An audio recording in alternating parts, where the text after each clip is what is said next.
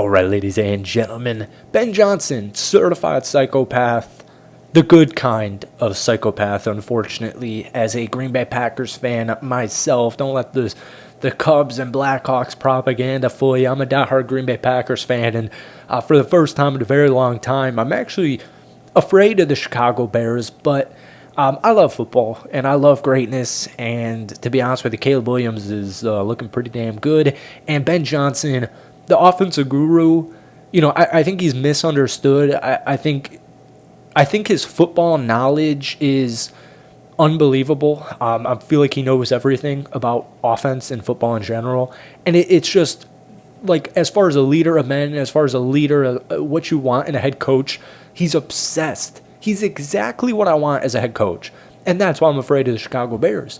And so a reporter in the season presser earlier today was like, how are you guys going to build off this season? And Ben Johnson said this quote, "There's no building off this. We're going back to square one." And that mindset, that's what separates Ben Johnson and great coaches from everybody else in the NFL and every other team and every other mediocre coach that doesn't go above and beyond. Like, when I think of the Bears offseason, specifically, it's the end of January. It's January 21st.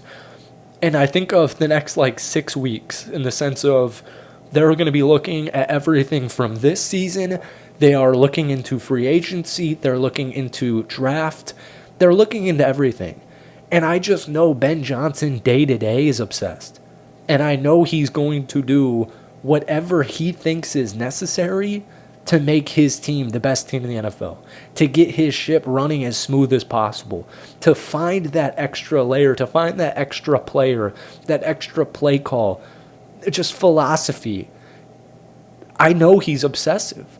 And that's what I love about Ben Johnson and this Bears team. And if you can feel it, like when you hear Ben Johnson talk about his team and you hear Ben Johnson talk about football, there's no BS. He's talking from the bottom of his heart. And it sounds so obvious, but that's what I would want in a coach.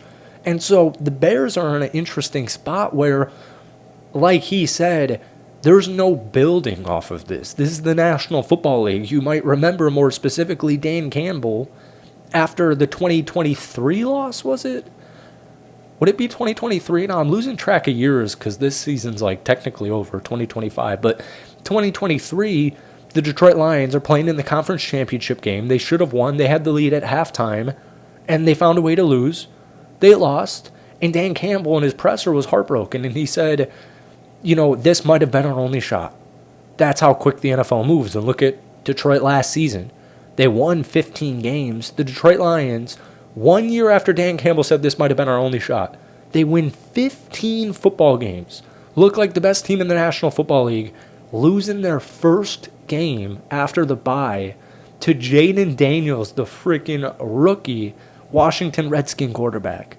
So this year, they go 9-8, miss the playoffs. So the NFL moves super quick.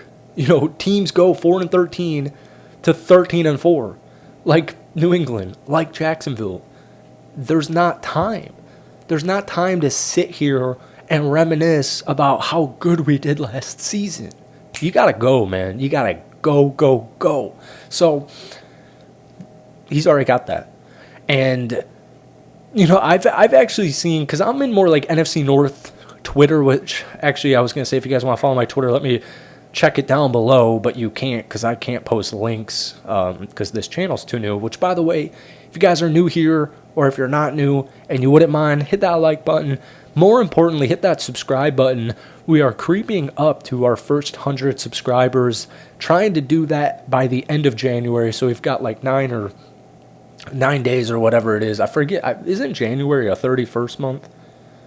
I'm actually going to look. Is it a 31st month? Yeah, it is a 31st month. So we got 10 days to get 30 whatever subs. I have, to the left of me, their off-season. And it's just this ESPN thing we've been doing. I like having it here right next to me. All right. 11-6 record. Their estimated cap is negative $12.7 million. And their first-round draft pick is going to be pick number 25. Let's see here if there's anything big to note. they're already talking about the defense.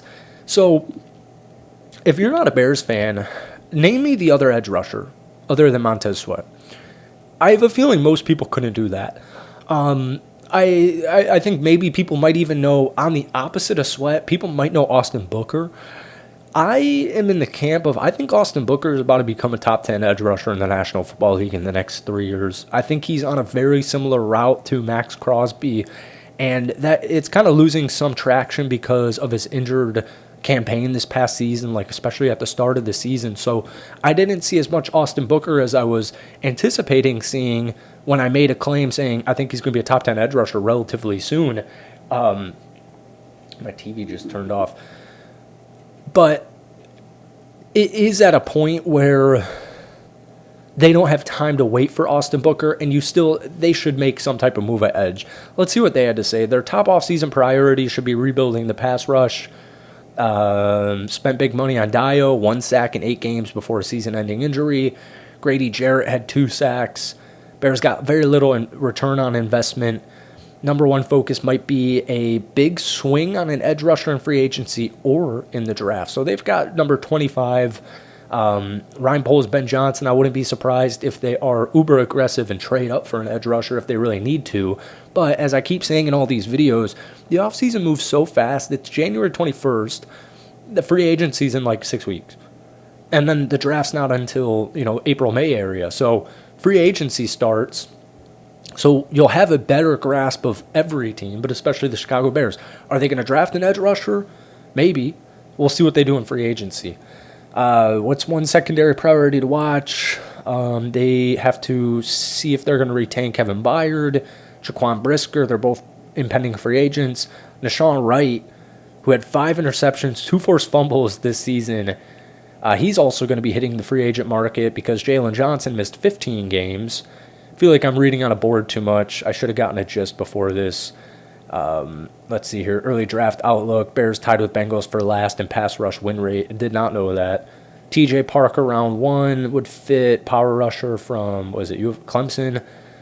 A couple of names. All right, here we go. Big prediction for the offseason is what I was trying to see. Bears will trade wide receiver DJ Moore as the future of the position seems set with Rome and Luther.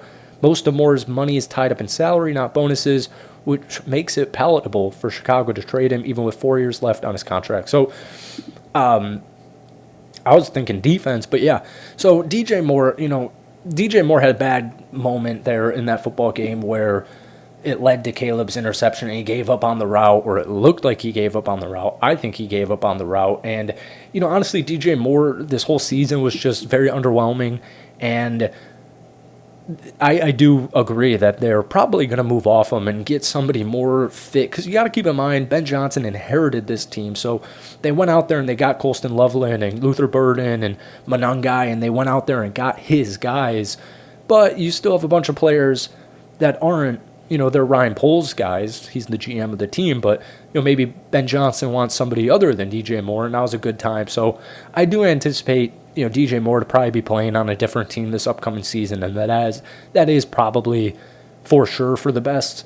You've got Luther Burden, who had a really intriguing rookie season. You've got Rome Odunze, who, because of injuries, we didn't really see that sophomore start on maybe Bears fans were hoping or expecting to see, but he's obviously talented, and he's, clearly wide receiver number 1 worthy, and entering year 3, it's time to make Rome Odunze the main focal point of the offense. And there was already a bunch of stuff this year between DeAndre Swift and DJ Moore. Ben Johnson got plans for DJ Moore? Does he have plans for DeAndre Swift, or are they going to ship him off? So, I don't know if DeAndre Swift's a free agent or not, but they could definitely move off Swift. They could move off Cole Kmet, who I went to high school with, DJ Moore. I do anticipate Chicago to really go out there and get rid of the guys they didn't really want to get or have, and then, find their players. So that running back position is kind of interesting because DeAndre Swift had such a good season, and there was so much rhetoric before the year began if Johnson was going to get rid of him because DeAndre Swift got drafted from Detroit and they ended up trading him when Ben Johnson was the offensive coordinator there. But I'm not too concerned about the offense. DJ Moore, we'll see what they do with all these positions, left tackle, etc.